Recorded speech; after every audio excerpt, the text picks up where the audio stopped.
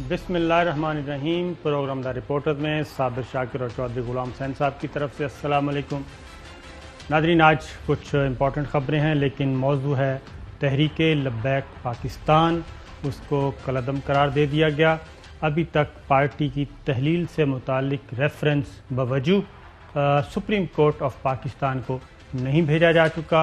वज़ीर आज़म इमरान ख़ान ने आज कौम से ख़िताब किया और इसी दौरान कल से अब तक ये भी इत्तलात मौसूल हो गई कि जनाब मुज़ाकरात तहरीक लब्बैक पाकिस्तान के जो इस वक्त कोट लखपत जेल में कैद हैं सरबराह साद रिजवी साहब, उनके साथ मुज़ाकरात भी हो रहे हैं। तो मैं सबसे पहले तो ये गुजारिश करूँगा कि पैमरा से ना वो नोटिफिकेशन जो है वो अगर वापस ले लें तो ज़्यादा बेहतर है, क्योंकि मीडिया को ये कहा गया था कि किसी किस्म की कोई रिपोर्टिंग नहीं करनी, क्योंकि उनको कलअदम करार दिया जा चुका है। लेकिन अब चूँकि बाकायदा तौर पे मुज़ाकरात भी शुरू हो चुके हैं और ख़बरें भी आ रही हैं, पार्लिमान में भी इसी बारे में बातचीत हो रही है, तो वज़ीर आज़म इमरान ख़ान साहब का कौम से ख़िताब भी हो चुका है। तो जब सब हो चुका है तो फिर मीडिया को भी मेरा ख़्याल है कि कह देना चाहिए कि आप भी मामूल के मुताबिक जो है वो रिपोर्टिंग कर सकते हैं। तो पहले वज़ीर आज़म इमरान ख़ान साहब ने आज क्या कहा, ज़रा सुनिए जी। टीएलपी का जो मकसद है जिसकी वजह से वो लोग बाहर निकाल रहे हैं, मैं आपको यकीन दिलाता हूं कि वो ही मेरा मकसद है, वो मेरी गवर्नमेंट का मकसद है। टीएलपी का क्या तरीका कार है और मेरी गवर्नमेंट और मेरा जब से हम आए हैं हम क्या कोशिशें कर रहे हैं कि दुनिया में ये गुस्ताखी ना की जाए उनकी शान में। वज़ीर आज़म ने कहा कि मकसद एक ही है, जो टीएलपी का मकसद है वही उनका मकसद है कि शान में गुस्ताखी रोकी जाए, हजूर अकरम सल्लल्लाहु अलैहि वसल्लम की नामूस की हिफाजत की जाए। लेकिन तरीक़ाकार का मसला है, तरीक़ाकार मुख्तलिफ होगा। फिर उन्होंने ये भी कहा कि एहतजाज से क्या नुकसान हो सकता है।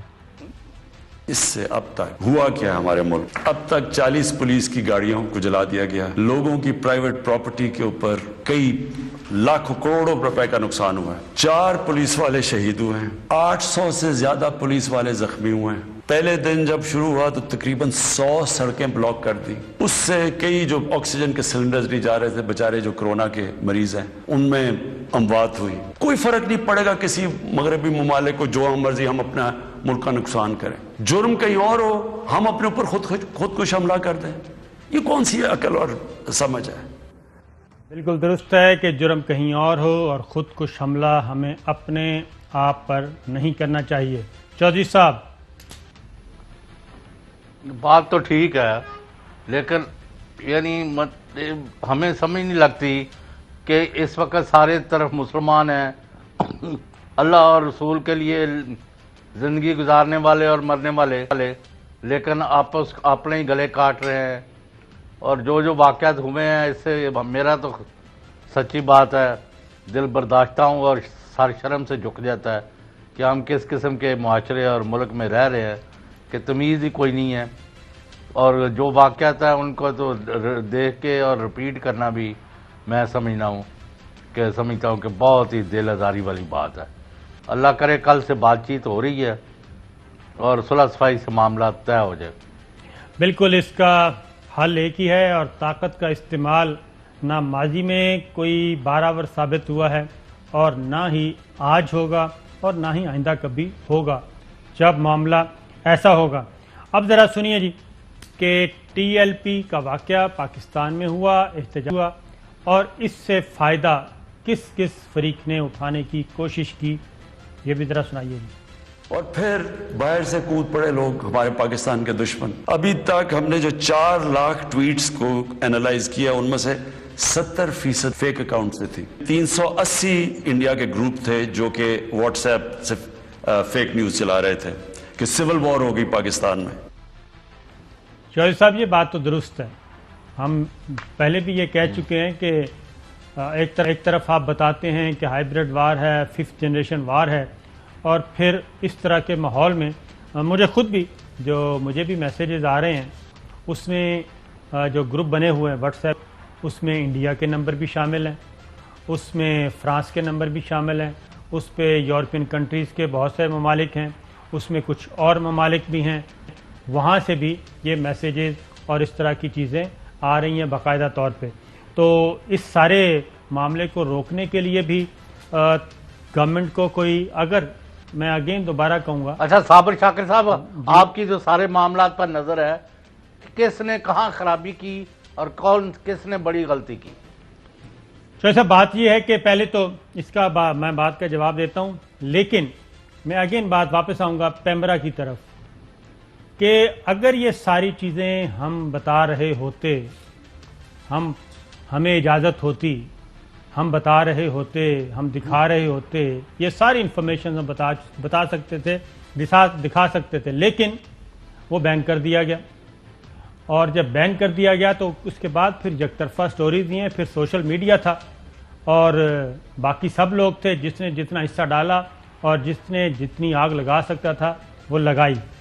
اب آپ نے کہا کہ اس میں کس کا کتنا حصہ، پہلے ذرا وزیر اعظم عمران خان کے ذرا سن لیں کہ حساس معاملے پر سیاست کی، ذرا سنائیے گا جی. ہماری پولیٹیکل پارٹیز کہ وہی JUI جو فضل الرحمان کی پارٹی، وہ بھی بیچ میں شامل ہو گئی، کسی طرح گورنمنٹ کو ڈی سٹیبلائز کریں، ملک کو نقصان پہنچائیں. ساتھ وہ نون لیگ آج ان کے ساتھ مل گئے ہیں صرف انتشار پھیلانے کے لیے. آج ان کے ساتھ مل گئے ہیں. اس کے بعد وزیر اعظم نے جی پلان بتایا، پہلے وہ ذرا سن لیں کہ ان کا پلان کیا ہے.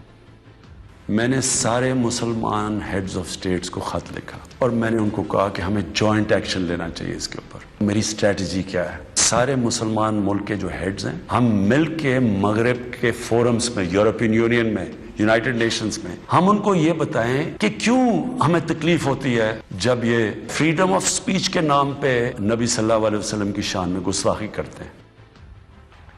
ان کا پلان تھا جی کہ اس کے علاوہ بھی انہوں نے کہا کہ میں نے تمام سربراہان مملکت کو، مسلم سربراہان کو خطوط بھی لکھے ہیں کہ اس میں مل کے اسٹریٹجی بنائی جائے، مل کے پلاننگ کی جائے تاکہ مغرب کو روکا جا سکے.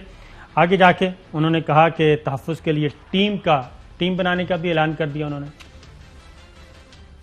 کیونکہ ان کو اس چیز کی سمجھ نہیں ہے. مغرب کے اندر ان کے جو پیغمبر ہیں ان کو اس طرح نہیں، ان کا پیار جس طرح ہمارا ہے، ہمارے نبی سے ہے، نہ ان کی اس طرح کی عزت کرتے ہیں، بلکہ وہ دین کو ان کے اتنے قریب نہیں ہے جس طرح ہم اپنے دین کے قریب رہتے ہیں. اس لیے ہمیں ان کو سمجھانا پڑے گا، اور سمجھائیں گے جب آپ مل کے اکٹھے کلیکٹیولی مسلمان دنیا کے ہیڈز آف سٹیٹس مل کے یہ کہیں گے کہ اگر کسی ملک میں سے اس طرح کیا گیا تو ہم سارے مل کے ان کا ٹریڈ بوائیکاٹ کریں گے. اس کا اثر ہوگا. اس طرح ہم اپنے مقصد ہے اس پہ پہنچ سکتے ہیں. اس کے بعد وزیر اعظم نے کہا جی کہ ناموس رسالت کے لیے اپنی کاوشوں کو قوم کے سامنے رکھا اور ذمہ داری بھی انہوں نے اٹھائی. کیا اعلان کیا سنیے. میں آج آپ سب کے سامنے کہتا ہوں کہ میں ذمہ داری اس کی لیتا ہوں، میں ہی اس کیمپین کو لیڈ کروں گا، لیکن میں انشاءاللہ اپنی قوم کو مایوس نہیں کروں گا، اپنے مسلمانوں کو مایوس نہیں کروں گا. ہم انشاءاللہ ان کو یہ ایک دن سمجھا دیں گے کہ جس طرح اگر وہ یہودیوں کے لیے سینسٹیو ہیں، ان کو تکلیف نہیں دینا چاہتے، تو ہم تو سوار اب مسلمان ہیں، ہمارے بھی دل ہیں. سوار مسلمان ہیں، ہمارے بھی دل ہیں. اور پھر انہوں نے کہا کہ جی کہ ہیڈ آف اسٹیٹ نے میری طرح اس مسئلے کو اجاگر کیا. کیسے کیا سنائیے جی. جی یہ شارٹ مس. اچھا جی چودھری صاحب، آپ نے پوچھا، سب سے پہلے لیٹسٹ سچویشن بتا دیں کہ شیخ رشید صاحب نے جی کیا کہا وزیر داخلہ نے آج، ذرا سنائیے گا جی. TLP سے بات چیت چل پڑی ہے اور پہلا دور کافی بہتری سے مکمل ہوا ہے. سحری کے بعد صبح دوسرا راؤنڈ ہوگا. انہوں نے گرفتار جو بندے یہ ہماری بنائے تھے پولیس والے 11 وہ چھوڑ دی ہیں، اور وہ خود بھی TLP کے لوگ مسجد رحمت للعالمین کے اندر چلے گئے ہیں اور پولیس بھی پیچھے ہٹ چکی ہے.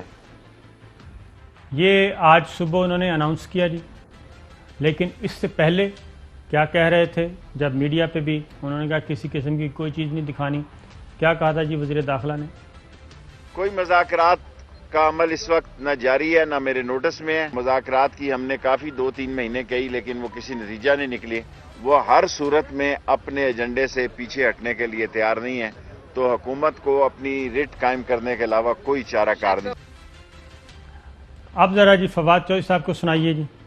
ٹی ایل پی کے ساتھ معاہدوں کا کیا سٹیٹس ہے؟ تو اب تو ٹی ایل پی ختم ہو گئی ہے. ناؤ دا بینڈ آرگنائزیشن کے ساتھ جو بھی ایگریمنٹ ہوگی یا بات چیت ہوگی وہ تو ویسے ہی وائڈ ہو جائے. یہ ہے جی کہ وزیر داخلہ پہلے یہ کہہ رہے تھے کہ ہماری یہ پالیسی ہے. چوہدری صاحب جو آپ نے کہا کہ خرابی کہاں پہ ہو رہی ہے میں سنا رہا ہوں.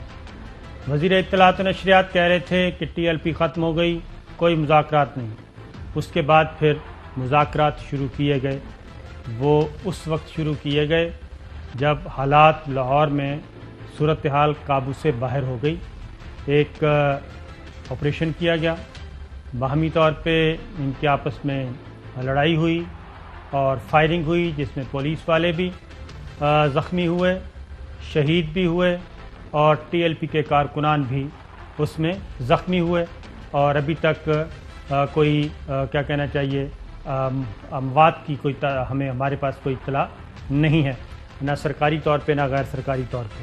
تو نور الحق قادری صاحب نے آج پھر قومی اسمبلی میں اسٹیٹمنٹ دیا. پالیسی اسٹیٹمنٹ آئی 4 دن کے کیوس کے بعد ایک پالیسی اسٹیٹمنٹ آئی. ہماری جو پالیسی ہے وہ ڈسکشن کی ہے, مذاکرات کی ہے, مفاہمت کی ہے. رات کو بھی ہوا ہے ایک دور, آج صبح بھی ہوا ہے اور شام کو رات کو انشاءاللہ تعالی تراویح کے بعد ایک تیسرا دور ہوگا. کوشش کریں گے کہ پارلیمنٹ کی خواہش کے مطابق, اس قوم کی اطمینان کے مطابق اس سارے معاملے کو, اس سارے قضیے کو مذاکرات کے ذریعے سے حل کیا جائے. مذاکرات کے ذریعے سے حل کیا جائے. اب آگے چلیں جی. راجہ پرویز اشرف وہ کیا کہتے ہیں؟ آپ نے کیا ایگریمنٹ کیا ہے کہ آپ ایوان میں لے کر آئے تھے؟ کس نے آپ کو اختیار دیا ہے کہ آپ ایگریمنٹ کریں جا کر؟ اگر آپ نے کوئی ایگریمنٹ کیا جس کا مجھے نہیں پتا, ہاؤس کے اندر وہ نہیں آ رہا کیا ایگریمنٹ, بطور حکومت آپ اپنی ذمہ داری میں مکمل فیل ہو.